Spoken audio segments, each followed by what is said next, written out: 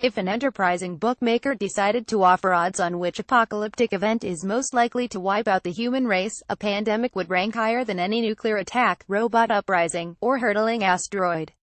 Epidemiologists and healthcare professionals from across the globe agree despite scrambling, often in coordinated efforts by governments and agencies to prepare for the worst, the world is wholly unready for a global outbreak of a deadly infectious disease. In February 2017, Bill Gates warned that, unless drastic measures are taken soon, a fast-moving airborne pathogen could kill more than 30 million people in less than a year. Of all the emerging disease threats, an influenza outbreak is the most worrying, due, principally, to the speed with which flu can spread and the virulence with which it can kill. Recent research has proved beyond reasonable doubt that the 1918 Spanish flu, which killed between 50 and 100 million people and was the deadliest in human history, originated in birds. Today, new avian flu strains that carry unprecedented mortality rates, like the H5N1 strain that appeared in Hong Kong in 1997, are emerging more regularly than ever before. Chief among these new threats is H7N9, a flu strain originally found in a Chinese chicken that the U.S. Centers for Disease Control and Prevention (CDC) currently regards as having the greatest potential to cause a deadly pandemic should it mutate and become airborne. The virus was first detected in a human victim in 2013. Figures released last month indicate that H7N9's most recent outbreak, in October 2016, killed more people in China than the previous 4 bird flu outbreaks combined, and produced a variant that is less susceptible to vaccines. While the prime suspect is clear, there is a problem when it comes to preparing to deal with H7N9 at a global scale. As Dr. Keiji Fukuda, former chief of epidemiology at the CDC, puts it, humanity has dodged a bullet when it comes to pandemics in recent years. Through a combination of preparedness, swift action, and bald luck, neither SARS in 2002, swine flu in 2009, nor Ebola in 2014 have yet blossomed into full pandemics. As such, we have few reference points to provide clues or models for what a world in the throes of a contemporary deadly outbreak could look like, and how, in our connected society, we might best prepare for the worst. Erwin Redliner is the director of the National Center for Disaster Preparedness at Columbia University. He and his team have spent the past 14 years studying disasters, be they caused by climate change, terrorism or sickly chickens. Using data and computer models, they've explored the various scenarios that may unfold following the emergence of a new lethal and virulent strain of avian influenza, and the outputs of those grimly prophetic models read like zombie fiction. Let's say the virus, a variant of H7N9, is first detected in a patient who was exposed to live poultry in one of China's rural bird markets, where the rigor and regulation currently applied to many of Hong Kong's markets has yet to be implemented. A week later, 3 more cases are detected, and the patient dies in hospital of a lung infection. A laboratory run by the CDC in Atlanta is the first to examine a blood sample taken from the victim. The CDC's virologists confirm that they have detected a new strain of avian influenza. The Chinese government, well practiced in dealing with such outbreaks, orders the shuttering of live bird markets and the slaughter of tens of thousands of birds in the province where the first cases were discovered. After a few days, however, hospitals are still being inundated with new cases. It's clear that neither the cull nor the country's meticulous rules for transporting live animals are proving effective. This new virus, it seems, can spread from human to human, through the air that we breathe. Days later, cases of the infection are reported in China's neighboring countries, although it's unclear at this stage whether the virus has been spread by truck drivers crossing borders, or birds migrating for the winter. Almost immediately, Redliner predicts, international airports will begin to close in an effort to prevent transoceanic transmission. Air travel, where strangers from ranging geographic regions with different levels of disease vulnerability are forced into a closed space for a sustained period of time, is currently the fastest way for disease to travel between counties. Like the trenches and canvas hospitals of the 1918 Spanish flu outbreak, a plane acts as an incubator for a virus, infecting passengers who, on disembarkation and dispersal, then distribute the virus with scattershot efficiency. As Ed Young at The Atlantic recently put it, when it comes to spreading disease by crisscrossing the skies in countless planes, we transform small fires into global conflagrations. The airport closures come too late to stop the pandemic's spread. In today's connected world, a disease can be transported from a rural village to any major city within 36 hours, faster than any government could implement a no-fly policy. The first cases are reported in Europe and, shortly thereafter, in the US. In these early weeks, misinformation abounds, just as it did during the Ebola outbreak in 2014, when false reports helped accelerate the virus spread. On cable news channels, some pundits suggest that the outbreak is the result of irresponsible genetic research in China. Others suggest that it's part of a terrorist plot. The schools begin to close. One of the most important things to do in an emerging pandemic is to reduce transmission among children, Redliner says. But pandemic models show that this precaution creates as many problems as it solves.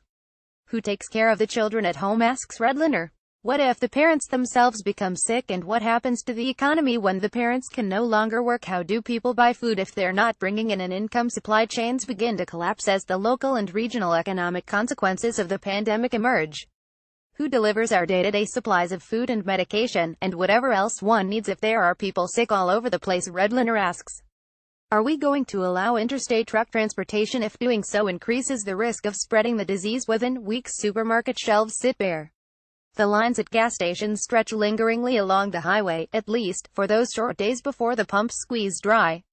The fragility of every highly tuned mechanism that ensures the comfort and ease of contemporary life in richer countries is slowly and fully revealed. The global health crisis moves from being on no one's to-do list to being the only thing on their list. Bill Steiger, who headed the Office of Global Health Affairs during the George W. Bush administration, told The Washington Post in April while discussing pandemic preparedness. As the CDC issues daily advisories, stay home, wear masks, cover your mouth when coughing, President Trump responds with characteristically extravagant rhetoric. This time, however, the rhetoric carries through to even stronger measures. The U.S. borders with Canada and Mexico are closed, martial law is declared, and sick Americans are quarantined and placed in detention camps if found to break curfew. Banking on public sentiment about those epidemic conspiracies, Trump launches a trade war with China. As the pandemic takes hold, we begin to see the inadequacies of individual nations' capacity to respond. Hospitals, medical staff, and medicines are tested in unprecedented ways. There's been very little improvement in the U.S. capacity to deal medically in terms of the response to a pandemic, says Redliner. We don't have enough antiviral agents. We don't have enough mechanical ventilators. It's very dicey as to whether and how we would take care of people that need to be hospitalized in the event of a pandemic. Right now we would simply be overwhelmed with patients. This is where the full alien complexity of a pandemic scenario is revealed by considering the ethical questions that will be kicked up in the throes of disaster. What happens, for example, when hospitals run out of mechanical ventilators? Will a doctor be able to tell a parent that, as their child's chances of survival are slimmer than those of a young adult, their hospital ventilator must be requisitioned? There are simply no guidelines for how we manage the huge shortages we will encounter in the healthcare system in the event of a pandemic, Redliner says. Whether these hypothetical occurrences are plausible or far-fetched, Redliner believes that the cascading consequences of any pandemic are far beyond the scope of many disaster planners' current considerations. Models may show how quickly a virus could travel the world, but they don't elaborate on the full extent of the implications of societal collapse in the midst of a deadly pandemic. The entire world, Redliner says, is profoundly unprepared. Redliner and his colleagues are not the only ones reaching these apocalyptic conclusions. In 2011, the World Health Organization introduced a global initiative called the Pandemic Influenza Preparedness (PIP), a program designed to stop or delay pandemic influenza at its initial emergence and prevent the kind of global disaster envisaged above. As part of the PIP, a network of more than 150 laboratories around the world known as the Global Influenza Surveillance and Response System now monitors outbreaks of flu, testing blood samples from newly infected patients and monitoring pharmacy sales of medications used for treating flu symptoms. This research informs the creation of the seasonal influenza vaccines, new versions of which are developed twice a year, and provides the basis for the advice the World Health Organization hands out to governments to help them prepare for a pandemic. Many individual nations have developed their own specific plans. The UK, for example, has the Notifiable Avian Disease Control Strategy, which sets out procedures that must be followed after the emergence of a pandemic-ready disease on the island. But the World Health Organization is working to better coordinate efforts and strategies between nations. Based on the experience from the 1918 Spanish flu, you can't fight a pandemic by treating individual patients alone. They believe a modern pandemic is only defeated by treating the interconnected world, not individual nations. A pandemic is nothing short of a global event, says Sylvie Bryant, director of the Infectious Hazard Management Department within a newly established World Health Organization emergency program. It must be managed at both the national level and international level. A disease does not acknowledge borders. Parties Sabetti, a leading infectious disease researcher from Harvard University, told The Atlantic the same thing earlier this year. Viruses are global threats to humanity. They're everyone's problem. In some ways, they're the one unifying threat. Still, the threat posed by pandemic influenza differs depending on the country from which it emerges. The problem is that up until now, influenza is seen as a disease of rich and temperate countries, says Bryant. That's not the case. Influenza is everywhere. But in many tropical countries, where there is a high mortality rate due to respiratory diseases, most of the time, they don't even know that this is due to influenza. In 2014, the Obama administration committed $1 billion to a newly launched partnership known as the Global Health Security Agenda. The program is intended to help prevent deadly outbreaks from spreading by strengthening basic public health systems in countries least equipped to fight epidemics. It has provided epidemiology training to healthcare professionals, Mali, for example, and helped governments develop emergency operations to deal with an outbreak of avian influenza.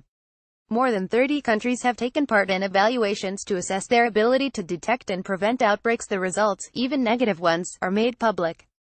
Progress is, however, still fragile and requires continued funding, according to an internal CDC analysis. The current efforts to improve international collaboration are heartening.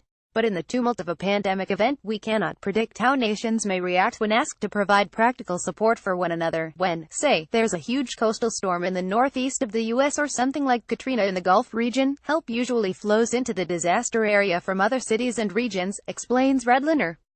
Those who are unaffected, in other words, typically support those who are affected. But a pandemic threatens everyone, everywhere. Boston cannot expect to receive extra ventilators from New York or DC or Chicago because those cities are going to need everything they have. Resources are limited and, at every level, from the neighborhood to the city to the nation, the human instinct to look after one's own inevitably kicks in. It requires a lot of work to make sure that collaboration exists during a crisis, says Bryant. The tendency is for each country to stockpile vaccines and execute its own individual preparedness plan. But we need to add a supranational layer of preparedness, to make sure that it's not first come, first served. This is what may happen in case of a global event. The richest country will access vaccines and the others won't. Part of the problem for anyone involved in this grim and difficult business is that foresight is much harder to act upon than hindsight. Vaccination is by far the most effective way for humanity to defend itself against a pandemic. Yet, as Redliner puts it, the cogs and wheels of capitalism work against the research, development, manufacturing, and stockpiling of vaccines, some of which reach their expiry date within 12 months.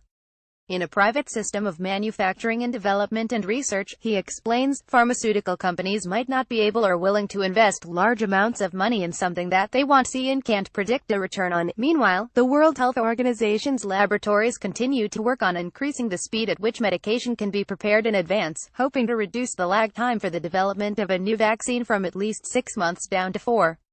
The speed at which flu can spread is integral here. The 1918 flu, notably, killed more people in 24 weeks than AIDS killed in 24 years. Today the World Health Organization has secured 500 million doses of general flu vaccines, but they may not be effective against a new strain of avian influenza. These reserves, Bryant says, will enable the world to tackle the first wave of a pandemic. But Redliner, by contrast, is adamant that the stockpile will be woefully inefficient. We don't have enough flu vaccine of any kind that would be able to stem a major pandemic, certainly not a deadly pandemic that was highly transmissible. Domestic and international politics play a crucial role in creating the kinds of collaboration that are needed to confront the potential of global pandemics. Yet as Brexit and the rise of nationalistic rhetoric on the world stage demonstrate, this collaboration is on increasingly shaky foundations. Donald Trump's been very overt about this America First concept, which is retrograde and inappropriate in terms of almost all of the major problems the world is facing: economics, public health, dealing with climate change, says Redliner. Indeed, within his first few weeks in office, Trump proposed sharp cuts to government agencies working to stop deadly outbreaks at their source. During the Ebola outbreak in 2014, Trump tweeted that American aid workers should not be allowed back into North America. Keep them out of here, he wrote, lest they spread the disease. It's a mindset that suggests Trump would be reluctant to send American aid to help with outbreaks in other nations. Fragmenting our individual countries only increases the threat posed by a pandemic, says Redliner. For the World Health Organization, the need for ongoing international collaboration is crucial not just in the event of a pandemic but in staging drills and fortifying ourselves for such an event. Preparedness requires a continuous effort, says Bryand. Mechanisms are strong only if you use them often. People change, orientation changes, so you must constantly carry out simulation exercises to make sure that a plan is up to date, and that you are truly ready to face the unexpected. When can we expect the emergence of another foul plague? Every expert interviewed for this series said that a major pandemic is not only likely, but perilously imminent. The World Health Organization is currently monitoring a number of avian flu viruses that, according to Bryand, have pandemic potential. Among them is the newly discovered H1N8, a disease of unknown origin that killed its first human victim in China 4 years ago. Since then, the CDC has monitored more than 300 outbreaks in 160 countries, tracking 37 dangerous pathogens in the last year alone. We are clearly not prepared. How could we be? Societal collapse cannot be meaningfully rehearsed. Healthcare systems around the world already struggle to deal with the demands of our growing and aging populations, let alone those that would be exerted following a pandemic catastrophe. Meanwhile, xenophobia and other nationalistic, inward-looking stances are antithetical to the international politics and collaboration required to stop local outbreaks from becoming pandemics. In his January opt, Bill Gates wrote that he's optimistic, and that with some effort, humanity could still avoid the worst. A decade from now, we can be much better prepared for a lethal epidemic if we're willing to put a fraction of what we spend on defense budgets and new weapon systems into epidemic readiness, but that willingness is, as Redliner puts it, yet to manifest. Until it does, we continue to live under a looming shadow, cast by the birds that fly across a gray and gathering sky. This article is the 5th and final episode of Foul Plague, a narrative non-fiction series from How We Get to Next. To find out more, visit the series homepage. In the coming weeks, we'll be publishing a roundup of the entire series. If you'd like to get an email when we do, sign up here. If you liked this story, please click on the heart or applause button below to recommend it to your friends. Join the How We Get to Next community on Twitter, Facebook, or sign up for our main site newsletter.